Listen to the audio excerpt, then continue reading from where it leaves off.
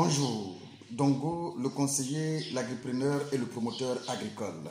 Alors, nous allons continuer encore une fois notre formation sur les maladies de l'aviaculture, bien sûr. Nous allons maintenant continuer. Nous sommes maintenant au niveau des racines. Hier, nous avons parlé du FOMES. Nous allons continuer de parler aussi du FOMES, effectivement. Aujourd'hui, on va parler de la pourriture brune des racines. Aussi, effectivement, causée par un autre agent pathogène qui est le FOMES également. Mais c'est le FOMES nocius. Ici, c'est cet agent pathogène qui cause cette pourriture brune des racines que nous observons souvent dans les plantations. Alors, comment on peut identifier cette maladie dans nos différentes plantations?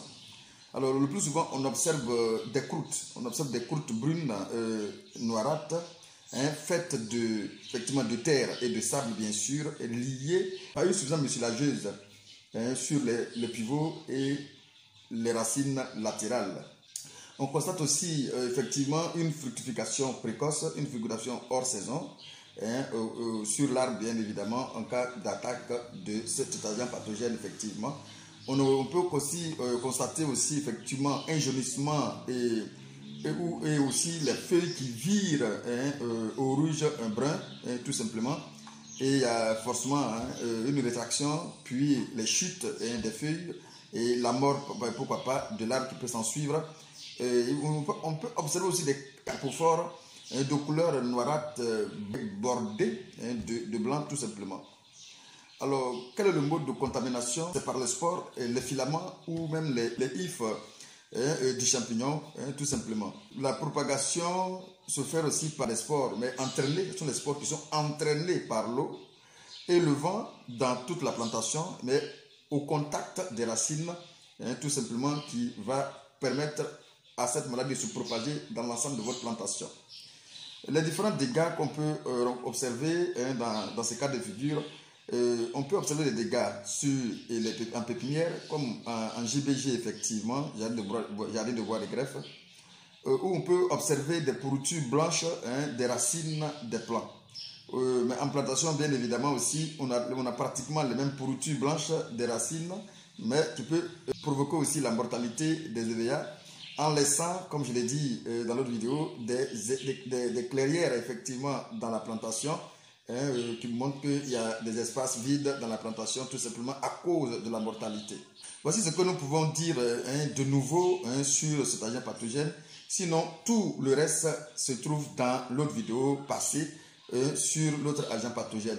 Il n'y a rien de nouveau qu'on va ajouter ici. C'est les mêmes manières effectivement d'être traité et tout le reste est dans l'autre vidéo. Alors, on va parler maintenant d'une autre maladie des racines qu'on peut nommer la pourriture sèche de l'EVA, tout simplement, due à un agent pathogène nommé Eustillina zonata. Alors, les différents symptômes qu'on peut observer, on va d'abord avoir une attaque, d'abord des grosses racines latérales, puis du collet, ensuite le tronc et la basse fourche même des EVA.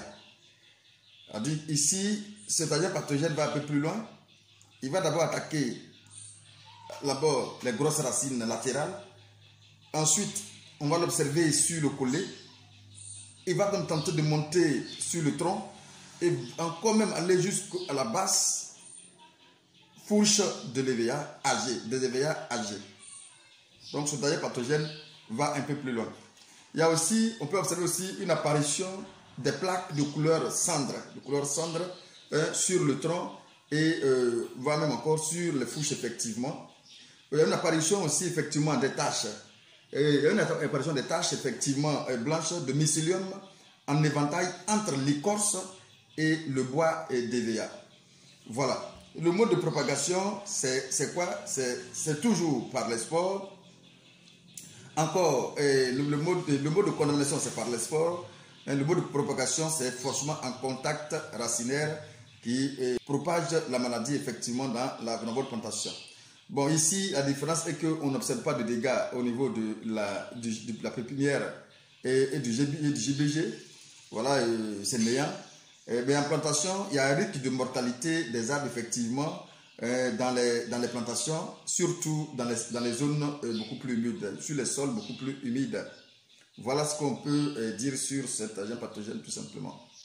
Mais retenez encore une fois qu'ils ont les mêmes modes de traitement. Tout ce qui est raconté dans la première vidéo, c'est pourquoi il n'y a plus le temps de faire la première vidéo un peu plus longue pour que les autres là puissent pas être aussi longues. Voilà tout simplement tout ce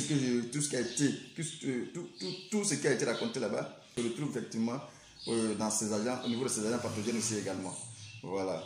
Voilà, on va maintenant parler d'une autre maladie qu'on appelle la pourriture violet des racines, effectivement, due à un agent pathogène qu'on appelle le spirotilb-rupin. Voilà, c'est cet agent pathogène qui provoque cette maladie tout simplement.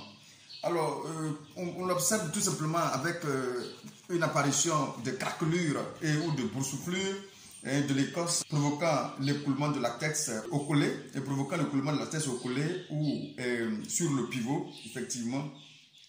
Alors, formant un manchon volumineux de caoutchouc.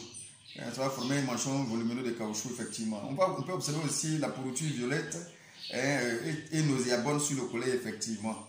Alors, le mode de propagation, c'est toujours par les spores.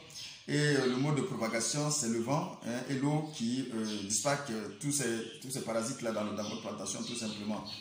Alors, les différents dégâts qu'on peut observer, c'est la pourriture des racines, effectivement, qui peut suivre la mortalité des arbres, surtout sur les sols qui sont beaucoup plus humides.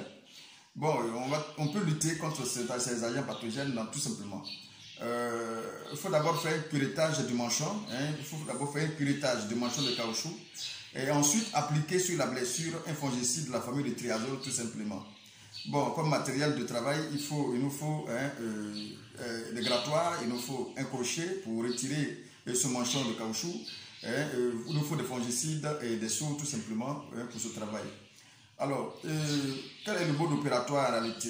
Bon, d'abord, pour faire avant d'appliquer le fongicide, il faut d'abord, comme je l'ai dit, extraire le manchon de caoutchouc à l'aide d'un crochet. Il faut d'abord extraire le manchon de caoutchouc à l'aide d'un crochet. Et aussi, il faut curer à l'aide d'un grattoir l'écorce jusqu'au bois pour enlever les tissus alternés. Et ensuite, on pourra maintenant appliquer le fongicide sur la partie malade. Le fongicide de la famille de triazole est conseillé.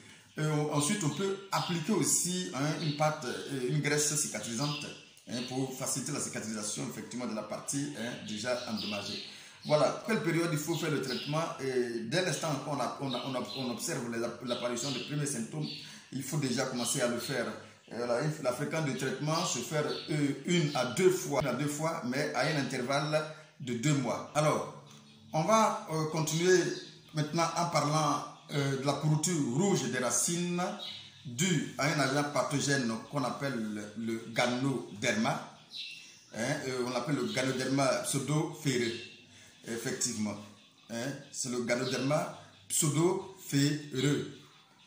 Alors, cet agent pathogène, comment il se manifeste sur la plante? On va observer à un temps soit peu des rhizomorphes rouges, des capophores rouge-brun, bordés de blanc, en console peu élargie à la base, avec la face inférieure blanche. Il y a aussi, on peut observer aussi des racines d'aspect humide et de coloration rouge et vineuse sur la plante, effectivement. Alors, quel est le mode de propagation? Le mode de propagation reste toujours pareil, les spores, les filaments ou les ifs du champignon. Alors, la propagation est par contact racinaire. La propagation, c'est par contact racinaire et se développe généralement dans les sols humides, mal aérés. Dans ces sols-là, cet agent pathogène vraiment se manifeste beaucoup.